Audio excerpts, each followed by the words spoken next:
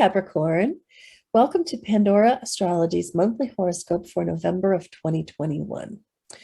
Well, if Capricorn is your sun sign, then you're entering your annual mop-up period this month. That is going to begin. That's the last 30 days before your birthday. And it's the time when you can feel the themes of the previous year fading out while the themes of the new year are crowding forward. So it's really about getting ready for your own personal new year to begin.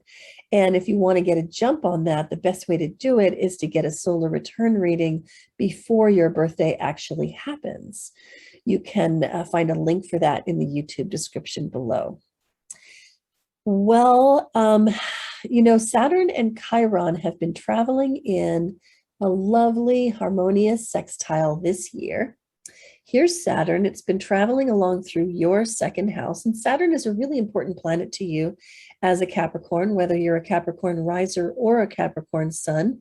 Saturn is the ruling planet of this sign, and it's all about discipline, as you know. So whenever Saturn is traveling along through a house, you want to apply discipline in that area. In this case, the second house, which is the house of your own money, your own finances. So Saturn is engaging this year in a 2.5 year time period where you are being expected to be more disciplined about how you handle your money, how you make your money, how you manage and budget your money, and how you keep track of your money. So Chiron has been helping Saturn.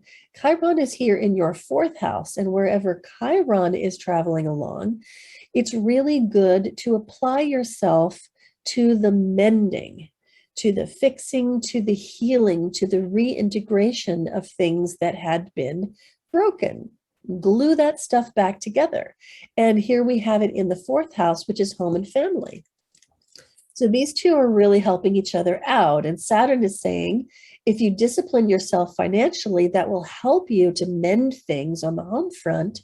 And if you are mending things with family members and around the house, by which I mean that, mostly psychologically and not so much physically, but if you are doing that great stuff, then that will help you to get better command of your budget and your finances.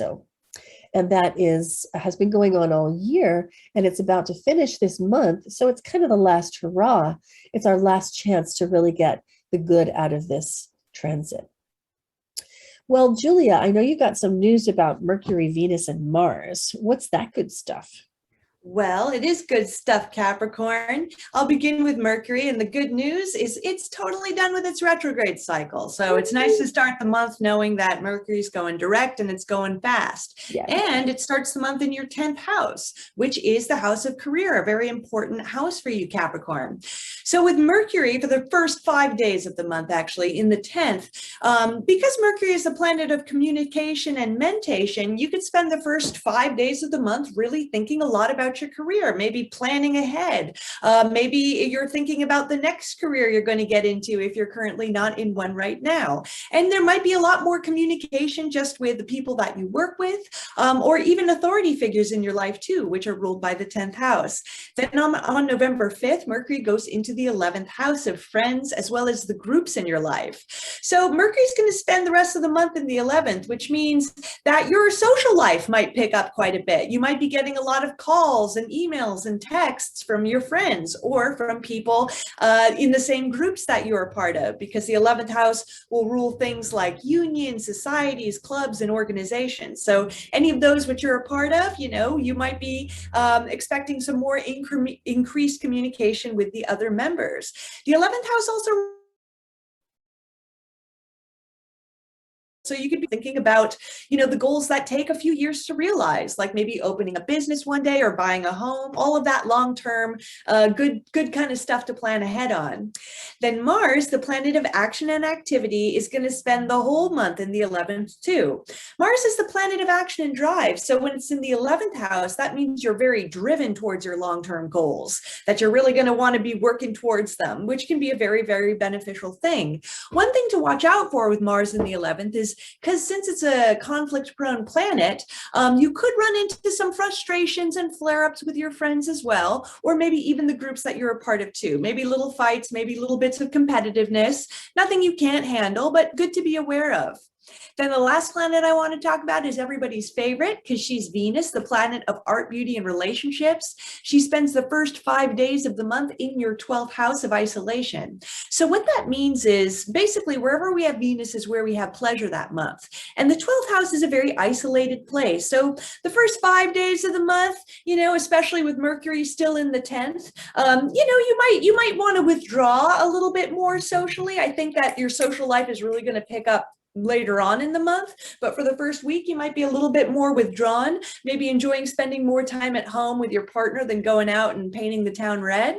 But then after November 5th, Venus moves into your first house of self, and that is almost everyone's favorite transit, because that means that you'll be embodying that Venusian energy, meaning that you'll be looking a lot better, because the first house is the house of self. It's going to be a wonderful rest of the month for making good first impressions on people. It's a lovely time for dating for all the single Capricorns out there, because you can make those good first impressions too. So really enjoy that and spend some time, making yourself look a little bit better, like a new haircut or a new tattoo or a new outfit. You'll really enjoy it. So nice when that happens. So we have 2 moons to talk about and a seasonal change. The first one of these is the new moon in Scorpio, which lands in your 11th house of friends, networks, communities. Also, as Julia was saying, like a big picture, like long-term goals. And so the moon in Scorpio is always a little bit problematic. It really struggles in Scorpio because the moon is emotional, and Scorpio can go off the deep end with the emotion. And so we're calling this moon stabilized paranoia through disruption. And that's because the moon in Scorpio is prone to that kind of paranoia. And so you may find that happening in your tribe, in your community, that there may be some, rumor mill that gets going, and gossiping that's going on, and you may think that people are thinking badly of you or talking smack behind your back, etc. But actually there is an opposition to Uranus, which can prove helpful, which is why we said stabilize paranoia through disruption. Taurus is the antidote to Scorpio, because Taurus likes to soothe and calm the ruffled feathers of Scorpio and just provide some groundedness, some patience, and some, common sense. And then Uranus likes to disrupt things, right? Kind of break patterns apart. And so if that moon in Scorpio goes down some negative rabbit holes, I think Uranus and Taurus can be counted upon to fish it out again. But then there's another moon that's going on that's, I think, even more interesting. It's a full moon happening in Taurus, right there in your 5th house. And here it is, moon in Taurus, opposite Sun in Scorpio, square Jupiter, and also with this trine to Pluto. And what makes this moon the most interesting is that it is, in fact, an eclipse, because it's happening near the nodes. The nodes have been traveling along through Gemini and Sagittarius. They're about to be done. And yet this moon here is happening pretty near to that. So this one's an eclipse. It's a lunar eclipse, which means that it is going to be an emotional eclipse, stir up a lot of feelings. And we're calling this one, it doesn't matter if you're right, because this one could really be good for getting into arguments, particularly ethical disagreements, and that's per Jupiter's involvement. Ethical disagreements with other people who are really, really entrenched in their opinions. And you may find in those discussions that you are face to face with your own shadow.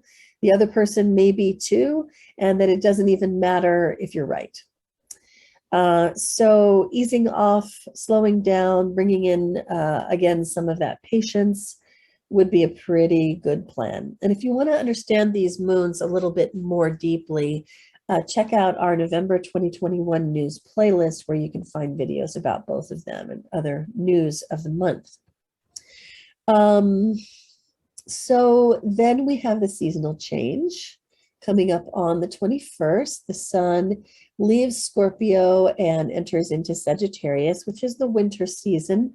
Sagittarius is a fire sign, and yet it occurs in winter. And so I always think of it as being like the tribal fire, you know, gathering around the fire, keeping warm, enjoying, you know, the harvest being done, and you know, forming those connections and doing a little bit of celebrating as well. So that brings the sun into your 12th house, which is the house of spirit. It is the house of dreams and imaginings. And so this is saying, shine the light of attention. That's what the sun represents. Shine the light of attention into your dream world, into your imaginings, your fantasies. And maybe by shining that light of attention, you can help the things that you're dreaming of to grow into realities. Well, that's what we have for you today, Capricorn. Hope you enjoyed it. You can find more good stuff like this on our YouTube channel, Pandora Astrology, and also on our website, pandoraastrology.com, where you can get readings, take classes, and check out the news of the month. And until next time, we'll see you around the cosmos. Bye-bye. Bye.